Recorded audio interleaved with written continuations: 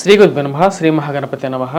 July 12 నుంచి August 25 తారీఖు వరకు చంద్రమాను అనుసరించి గోచార రీత్యా గురువు కుజుడు యొక్క కలయిక అనేది జరగబోతుంది అన్నమాట. వృషభంలో గురువు కుజుడు యొక్క సంయోగం జరగబోతుంది. అంటే రెండు గ్రహాల యొక్క కలయిక రాబోయే 45 రోజులు, అంటే జూలై నుంచి 12వ తారీఖు నుంచి 45 రోజుల పాటు ఈ యొక్క కలయిక అనేది ఉంటుంది. ఇది ఎటువంటి ఫలితాన్ని ఇస్తుంది అనేది చూద్దాం.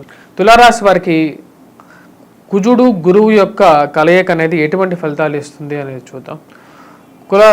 తులారాశి వారికి వచ్చేటప్పటికి అష్టమంలోకి వచ్చేటప్పటికి సప్తమంలో ఉన్నటువంటి గురువు అష్టమంలోకి మారాడు. కుజుడు జూలై 12వ తారీఖు వరకు సప్తమంలో ఉన్నాడు, ఇప్పుడు అష్టమంలోకి మారుతున్నాడు. ఇది ఒక రకంగా ప్రతికూలమైనటువంటి ఫలితాలుగానే చెప్పచ్చు తులారాశి వారికి. తులారాశి వారికి వచ్చేటప్పటికి రాహుకేతుల బలం అనేది బాగా కలిసి వస్తుంది. ఇది రాజకీయ పరంగా కూడా, మరి అదేవిధంగా వృత్తిరీత్యా ఉద్యోగం చేస్తున్నటువంటి వారికి కూడా అక్కడ ఉన్నటువంటి చిన్న చిన్న రాజకీయాల్లో కూడా మాటల్లో కానీ ఎదగడానికి మీరు చేసేటువంటి ప్రయత్నాల్లో కానీ ఒక బలాన్ని ఇవ్వగలుగుతుంది. కానీ ఎప్పుడైతే గురువు అష్టమంలోకి వెళ్ళాడో తులారాశి వారికి కొంచెం ప్రతికూలంగా ఉంటుంది. 45 రోజుల పాటు కొంచెం ప్రతికూలంగా ఉంటుంది. కుజుడు అంత యోగ్యాన్ని ఇవ్వడు.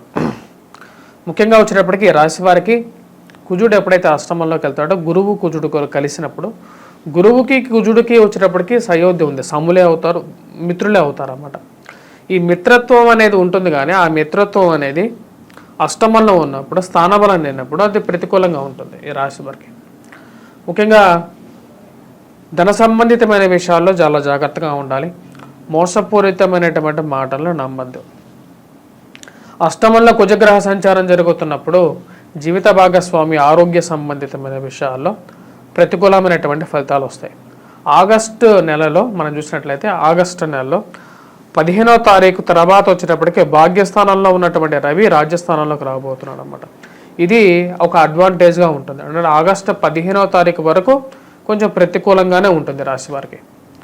ఆగస్టు 15 నుంచి మళ్ళీ రికవరీ అనేది స్టార్ట్ అవుతుంది. ఇది మీకు సెప్టెంబర్, అక్టోబర్ వరకు కూడా ఒక పాజిటివ్ ఇంపాక్ట్ ఇవ్వగలుగుతుంది అన్నమాట. వృత్తిరీత్యా వ్యాపార రీత్యా కూడా కొంచెం జాగ్రత్తలు అనేవి తీసుకోవాలి. ఈ టైంలో మూమెంట్ తీసుకోవద్దు, అంటే స్థానచలనాన్ని తీసుకోవద్దు. ఉద్యోగాన్ని మార్పు చేర్పుల గురించి కొన్ని జాగ్రత్తలు పడండి. ఎందుకంటే పోయే చోట ఎలా ఉంటుందో తెలియకుండా ఉద్యోగాన్ని వదలద్దు. ఎందుకంటే ఈ రాశి వారికి వచ్చేటప్పటికి రవి యొక్క అనుకూలత కూడా లేదు. ఆగస్టు 15వ తారీఖు వరకు కూడా రవి యొక్క అనుకూలత లేదు.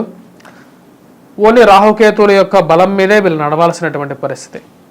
శుక్రుడు వచ్చేటప్పటికి జూలై 6వ తారీఖున వచ్చేటప్పటికి భాగ్యస్థానంలోకి, అంటే భాగ్యస్థానంలో ఉన్నటువంటి శుక్రుడు రాజ్యస్థానంలోకి వచ్చాడు.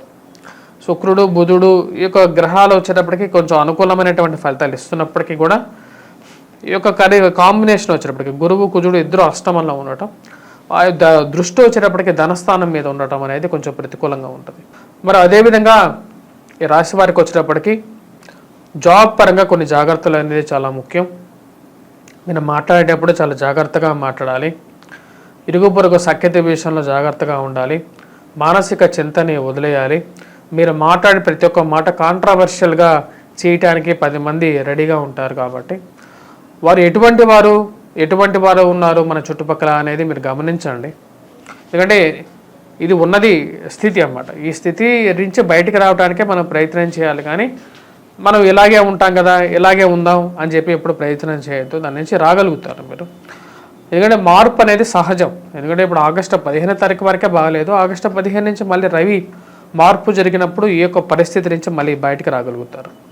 కాకపోతే నెల రోజుల పాటు మటుకు కొంచెం టఫ్ టైంగా ఉంటుంది. ఫైనాన్షియల్కి కొన్ని జాగ్రత్తలు తీసుకోండి. స్పెక్యులేషన్స్లో, స్టాక్ మార్కెట్లో ఇన్వెస్ట్మెంట్ చేయొద్దు. పెట్టే డబ్బు ఒక్కసారిగా డౌన్ అవ్వడానికి కూడా ఛాన్సెస్ అనేది ఏర్పడుతూ ఉంటుంది.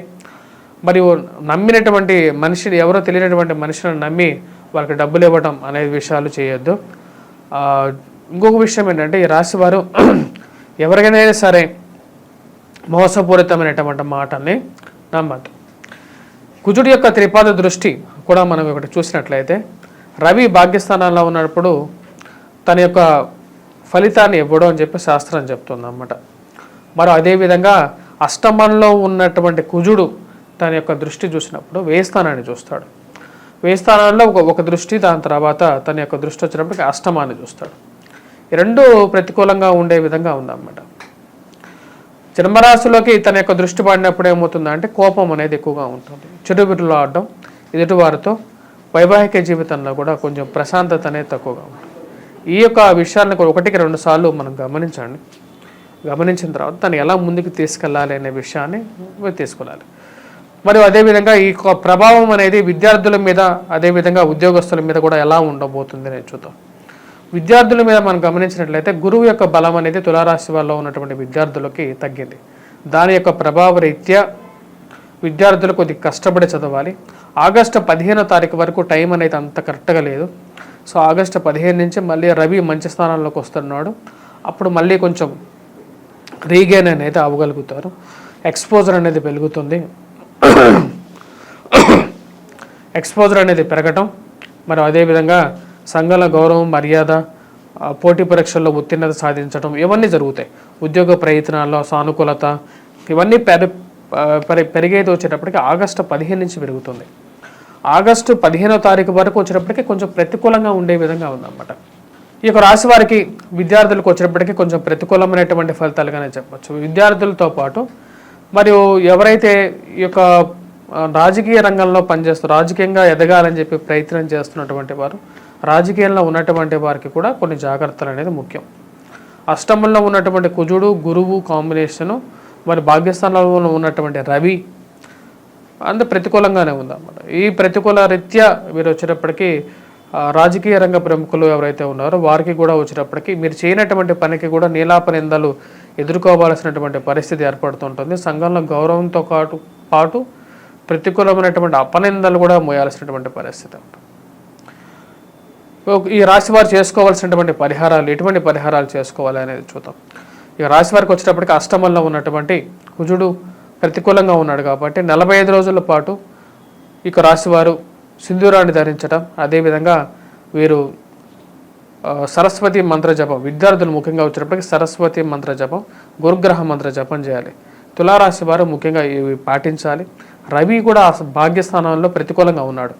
రవి ప్రతికూలమైనటువంటి పరిస్థితి, అష్టమంలో ఉన్నటువంటి కుజుడు గురువు కాంబినేషన్ బాగాలేదు కాబట్టి భాగ్యస్థానంలో ఉన్నటువంటి ఇక రాశి వారికి రవి ప్రతికూలత అనేది కూడా బాగా వ్యతిరేకంగా ఉంది.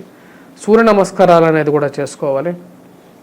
ఇవన్నీ చేసుకున్నట్లయితే కొంచెం సానుకూలమైనటువంటి ఫలితాలు అనేది పొందడం అనేది జరుగుతుంది. ఇక రాశి వారికి ముఖ్యంగా వచ్చినప్పటికీ వ్యాపారస్తులకు ఎలా ఉందనేది చూద్దాం. వ్యాపారస్తులు మనం గమనించినట్లయితే రాశి వారికి వ్యాపారస్తులకి ఆగస్టు 15 నుంచి కొంచెం సానుకూలమైనటువంటి ఫలితాలు పొందగలుగుతారు. కొత్త ఆపర్చునిటీస్ అనేది కొత్త రావడం అనేది జరుగుతుంది.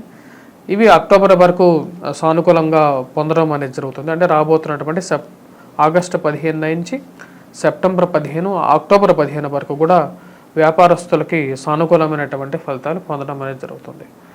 మరి అదేవిధంగా ఈ రాశిలో ఉన్నటువంటి వారికి అక్టోబర్లో ఎక్కువగా సానుకూలమైనటువంటి ఫలితాలు పొందడం అనేది జరుగుతుంది అన్నమాట. రాశి వారు చేసుకోవాల్సినటువంటి పరిహారాలు చేసుకోండి. స్వస్తి.